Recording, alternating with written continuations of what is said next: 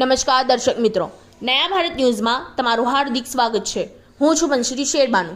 ડભોઈથી વઢવાણા ગામ સુધી માર્ગ મકાન તંત્ર દ્વારા આશરે 4 કરોડના ખર્ચે પાકો ડામરનો રસ્તો બનાવ્યા પછી રોડની બંને સાઈડ શોલ્ડર કોન્ટ્રાક્ટર દ્વારા બાકી રાખવામાં આવ્યું છે અને હાલ 4 જ માસ થયા હોય કેટલીક જગ્યાએ રોડની કપચી બહાર નીકળવા માંડી છે અને ખાડા પડી ગયા હોય।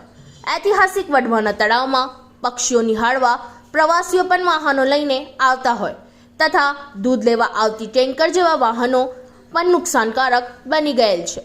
ડભોઈથી વઢવાણા ગામ સુધી 4 માસ પહેલા માર્ગ અને મકાન તંત્ર દ્વારા આશરે 4 કરોડના ખર્ચે પાકો ડામરનો રસ્તો બનાવ્યા પછી આજ દિન સુધી તેની મરમ્મત કરવામાં આવ્યું નથી અને રસ્તાઓમાં મોટા મોટા ખાડા પડી ગયા હોય તથા રોડની બંને સાઈડ પર શોલ્ડર કરવામાં આવ્યા નથી।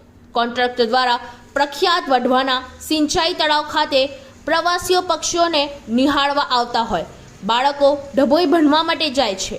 માર્ગ મકાન તંત્ર ડભોઈ અને સંખેડા દ્વારા આ બે તાલુકાને જોડતો આ રસ્તો બનાવ્યો હતો, પરંતુ બનાવ્યા પછી આજ દિન સુધી કોઈ પણ જાતની મરામત કરી ના હોય કારણ કે હાલના આ રસ્તો કેટલીક જગ્યાએ તદ્દન ખાડાવાળો અને ઉબડખાબડ બની ગયેલ છે, જેથી દ્વિચરકી માર્ગો, સાયકલ સવારો સહિત 4 વ્હીલર ગાડીઓ માટે અને એસટી બસ તથા દૂધના ટેન્કર માટે માથાનો દુખાવો બની છે।